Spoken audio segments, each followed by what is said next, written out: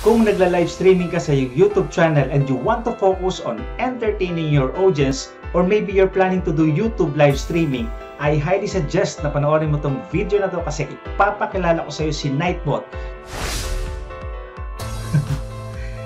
Andiyan na siya.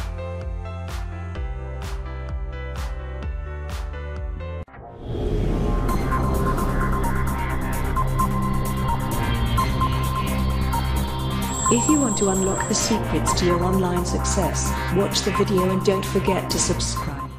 Hi guys, Eric Melchor here, and if you're one of my subscribers, thank you and I appreciate you. But if you're new to my channel, try to consider subscribing to my channel and hit that notification bell and sama mo rin yung all, no, para ma-notify ka if you find this helpful. In this video, pag-uusapan natin yung Nightbot popular custom command and timer. So sino ba si Nightbot? Nightbot is a chatbot for Twitch and YouTube that allows you to automate your live streams chat with moderator and features, allowing you to spend more time entertaining your viewers. Basically, ang mangyayari during your live stream, si Nightbot will be your moderator, no? Pagka may nag-message ng hi, hello, or anything, no, na during your live stream, sasagot si Nightbot or i-welcome ni Nightbot yung mga viewers mo. So excited ka na ba kung paano siya i-set up? Okay, let's jump in. Okay, so nandito na tayo sa aking computer screen. So from the browser, type nyo lang yung nightbot.tv. So kahit sa cellphone, kahit cellphone yung gamit nyo, sa browser nyo kung gumagamit kayo ng Chrome, so pwede nyo rin i-type yung nightbot.tv. Okay, so make sure na ito yung lalabas, yung nightbot.tv. Ito yung kanyang platform. Click nyo lang yung login or pwede ring sign up. Either login or sign up. And then you have two options, login with Twitch or login with YouTube. But of course, YouTube ang gamit natin, so login with YouTube.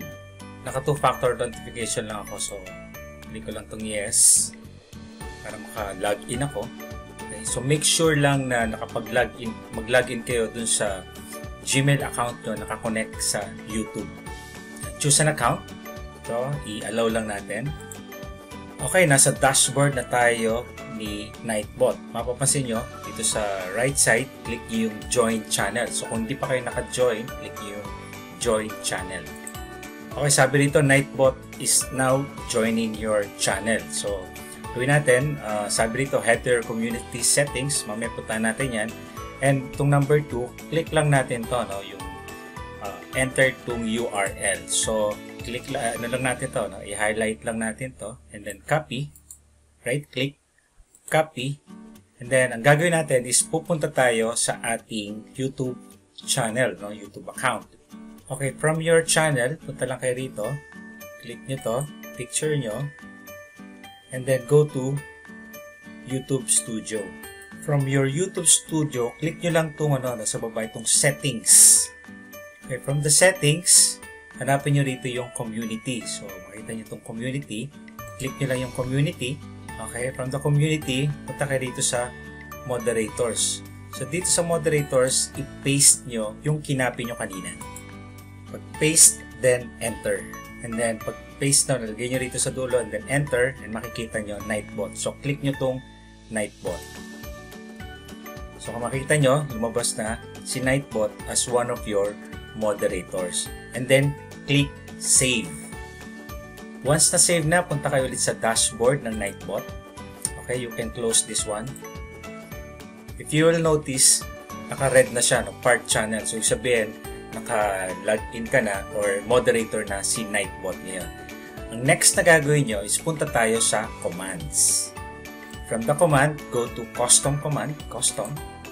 And here, gagawa tayo ng command. So, para makagawa ka ng command, click mo lang yung add command.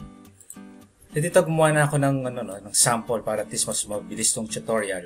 Okay, so command na to. So, basically, pagka may mga nag-hi, nag-hello, or nagsabi ng thumbs up, MLSO, so kahit anong mga command during your live stream, the moment na mag-live stream ka, may mga nag-comment or mga nag-greet sa live stream mo, si Nightbot will welcome din, magme-message siya sa depende kung ano yung sinet mo na message yun yung sasabihin niya. So, set natin. Halimbawa, normally, yung mga nagme-message sa akin, depende sa inyo. So, based din yan sa kung ano yung audience na meron ka. So, most of the time, yung mga nagme-message sa akin, sabihin, hi, hello. So, type natin muna yung hi. And then, lagay natin yung message. Okay? Message dito. Copy ko lang to, no? Ito yung message na i-explain ko sa inyo ito mamaya. This is very important, ano? Once na may nag-message ng hi, si Nightbot will answer hi. So, type nyo rito, hi. Okay? $, open parenthesis, user, and then close parenthesis. So, ang mangyari is pag may nag-message, babanggitin ni Nightbot yung username niya or yung pangalan ng YouTube channel niya. So, hi, let's say, Eric Melchor, thanks for hopping in. In behalf of Eric Melchor, we would like to welcome you in this live stream. If you have questions, just type Q, your question here, so we could attend to you. Actually, immediately to, no? So, alisin na natin. So, konti lang yung ano. So, we could attend to you. Okay? And the next, user level, no? Depende to. Pwede owner, moderator, regulator, channel, member. But in this case, no, everyone natin. Para everyone who message or send message, sasabihin ni magre-respond or magre-reply or mag-welcome si Nightbot.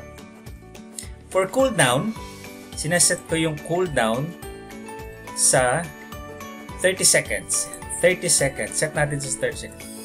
Kailangan natin i-set yung cooldown sa 30 seconds para at least hindi naman magmukhang spammy na pag-type nung nag-message, no? In just a few seconds may sagot agad. So, para hindi magmukhang spammy naman yung ating comment section, gawin natin siyang 30 seconds. And then, alias, wala muna tayong ilalagay. And then, gawin natin submit.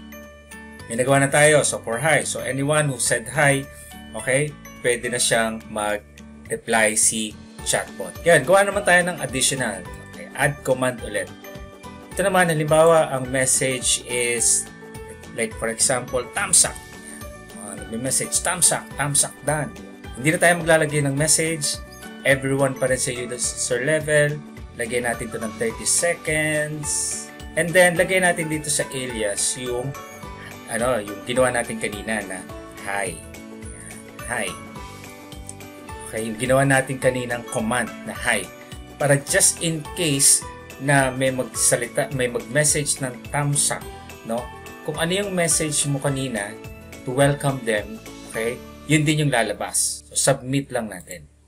Okay, so makikita niyo dito, dalawa na yung command natin. So, mangyari, pagka may nag-message ng hi, lalabas ito, no? Hi, thanks for hopping in. On behalf of Eric Melchor, we would like to welcome you on this live stream. If you have question, just type Q, your question here, so we could attend to you.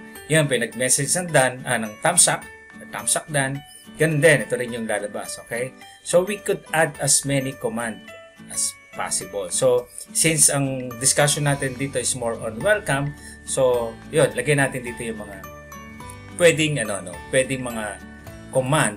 Dagdag ulit tayo ng command. So, ano yung mga nilist ko rito ng command? Actually, meron akong list na hello. Yan, gawa rin tayong hello kasi minsan may hello na nag-aano sa akin, may message. So, lagay lang natin dito yung hello. So, wala tayong lalagay sa message. Everyone pa rin yung user level. Set natin ito sa 30 seconds para hindi naman mukhang spammy ang ating comment section. And then, alias, hi.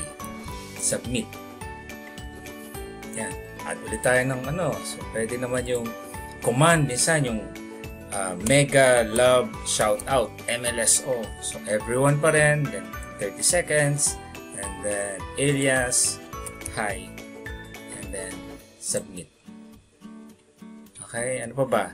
Depende sa inyo, no? Depende sa audience nyo kung ano yung mga mostly ng mga message nila the moment they come in, no? Iba naman naglalagay ng good evening, yan. Good evening, watching live, no? Doon sa mga bigating may mga full pack. So, depende, no? Depende.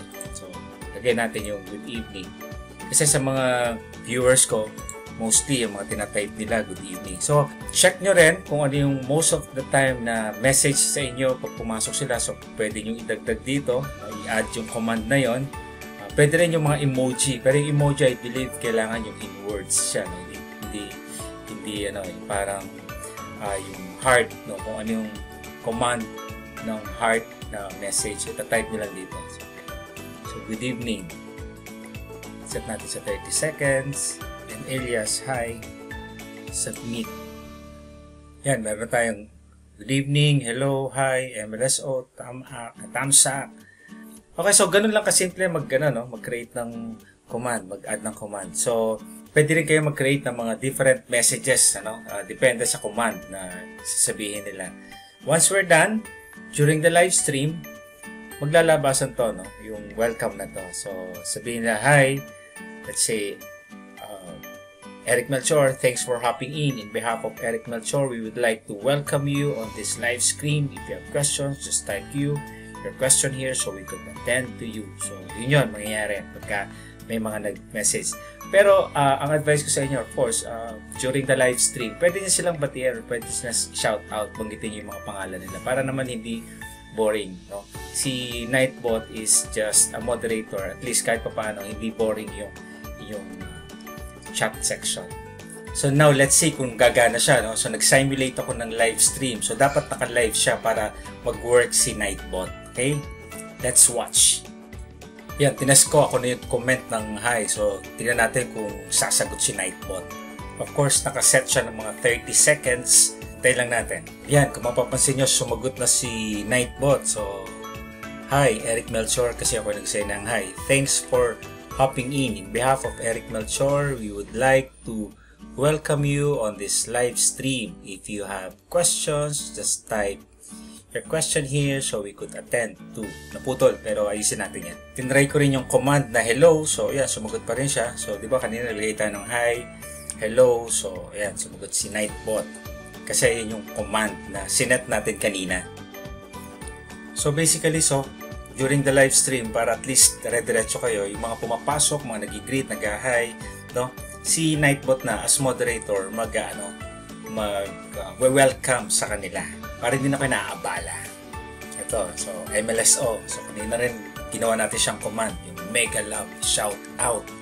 So meron din tayong command na nilagay. So bahala kayo kung ano yung command na ita-type nyo, ilalagay nyo, and for specific command, pwede rin kayong maglagay ng specific message. So, ganun siya kasimple. Yan, nag-comment din ng thumbs up. So, nung nag-comment ng thumbs up, isa sa command na nilagay mo, so, nag-appear ulit yung message. Okay? Thumbs up. So, I think nag-work naman yung ating Nightbot, So, ayan. We have covered yung welcome message para just in case may mag-greet sa chat mo. Thank you for watching and I hope may natutunan kayo. So sa next video naman, tuturo ko kung paano makakapaglapag ng kanilang mga bahay yung mga viewers mo. Okay, so bye for now. See you!